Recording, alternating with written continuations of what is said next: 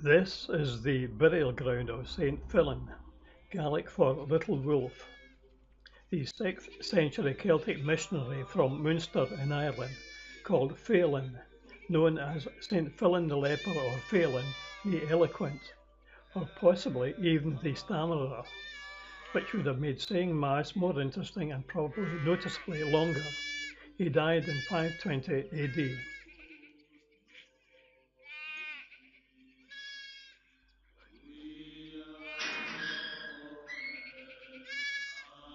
Now, panning around the graveyard to Dundurn, the fort of the Fist, which was an Iron Age fort. It was mentioned in the Annals of Ulster in 683 AD and was identified in 1898 as being the capital of the Pictish kingdom of Fortran.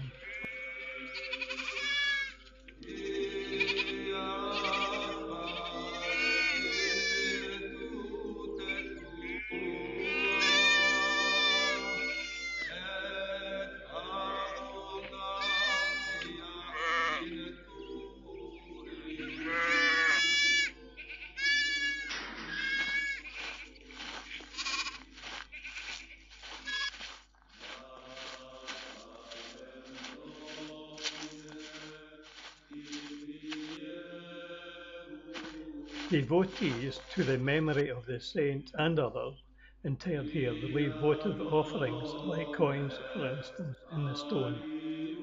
It is very much smaller than I remember when I first encountered it about 60 years ago, apparently having been broken roughly in half.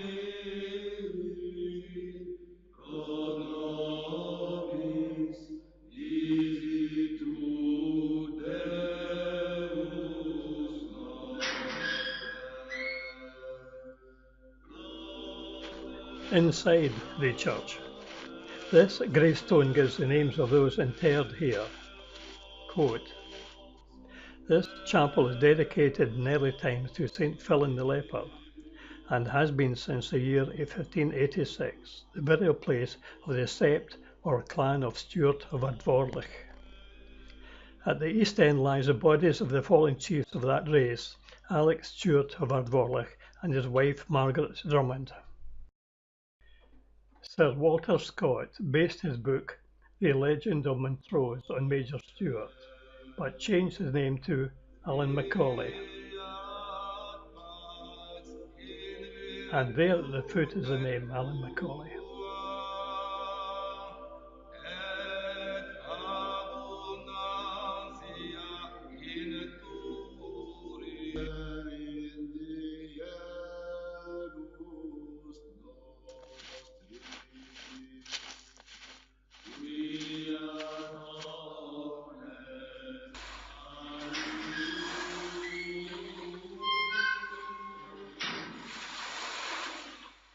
This stone beside Lochern marks the grave of Mad Major Stewart of Ardvorlich, Lochern, who was interred here briefly in a snowstorm to avoid being disinterred by the MacGregors, his sworn enemies, who were determined to waylay the burial party and behead the corpse.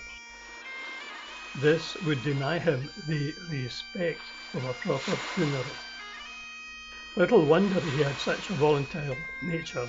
The MacGregors, having killed his mother's brother and beheaded him, took the severed head to Stewart Castle and demanded hospitality from his heavily pregnant mother, knowing that her husband was away.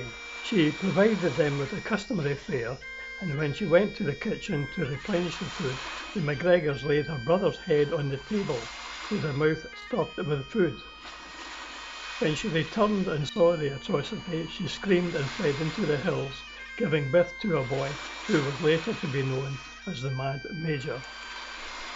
The gravestone is engraved, quote, "This stone marks the place of the interment of Major James Stewart, afterwards removed to the family vault at Dundurn, died about 1660, unquote." From St. Fillan's graveyard, looking to Dundurn, the fort of the Fist, which was an Iron Age fort. It was mentioned in the Annals of Ulster in 683 AD and was identified in 1898 as being the capital of the Pictish kingdom of Fortran.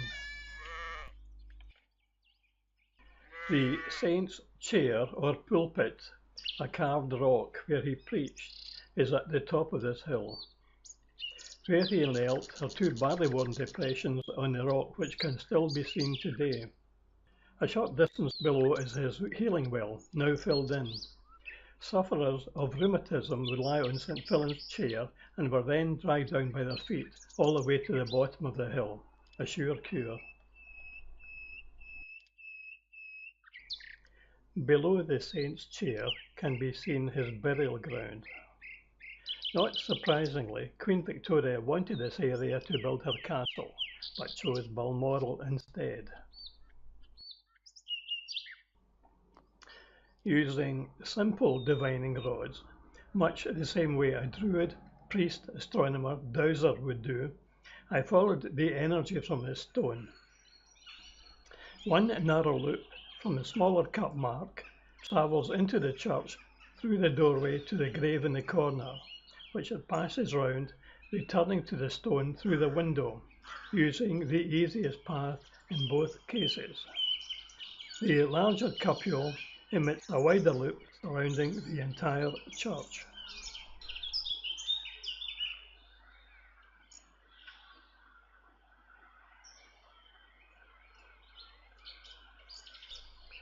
Looking towards the village of St. Fillan's, notice the granite obelisk, always the sign of a Masonic burial.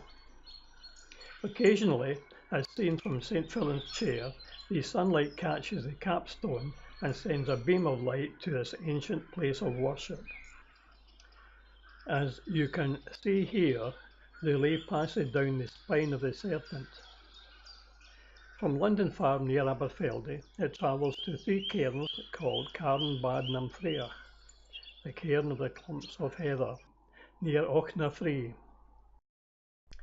This is London Farm 4-stone circle.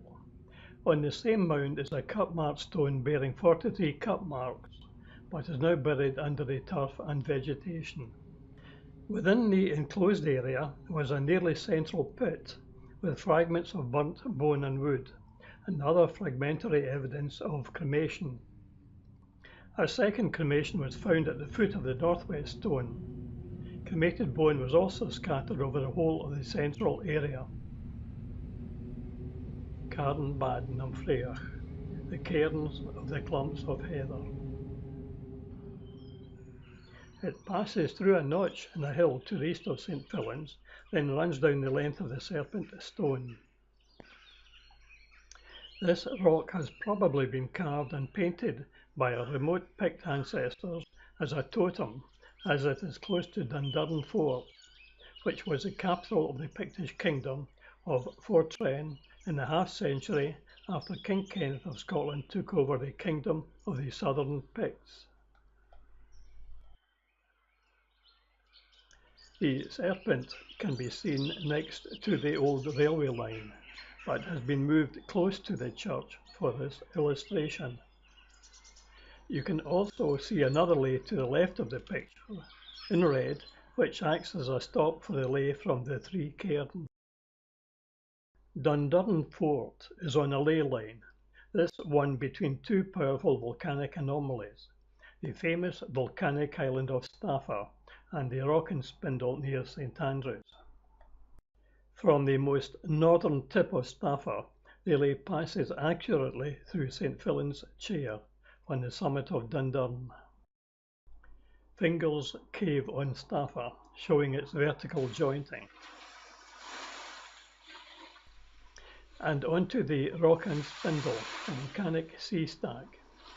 What is remarkable about the spindle is that as the basanite cooled, it formed columnar jointing. Not in the usual pattern familiar from Staffa or the giant causeway in Ireland, when cooling takes place from the top down, but in an approximately radial pattern that reflects cooling from the outside in.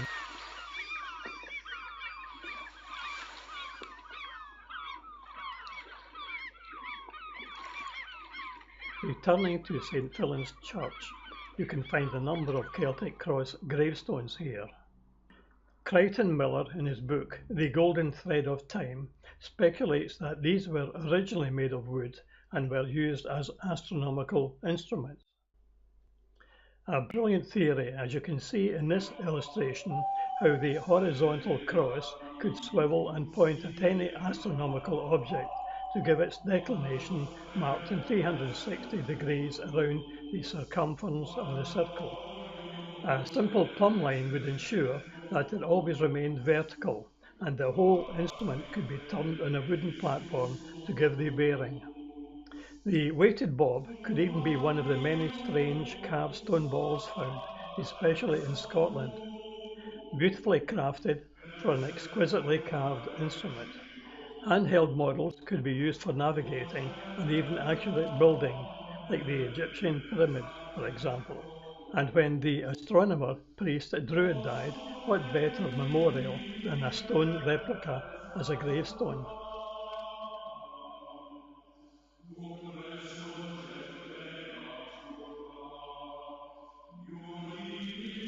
This is a handheld Celtic cross, measuring the summer solstice in this instance. Instead of a plumb line, the bottom of the cross could be weighted, pictured by Crichton Miller. Another example of a Celtic cross. This is the Dublin Cross, now at St Serve's Church, Dunning, Perthshire. This church, like all of the others, is on a ley line. This cross was at one time placed near Dublin Castle on high ground. Note the cross arm angled slightly down, possibly originally marking an astronomical event on the horizon, like the summer solstice, for instance.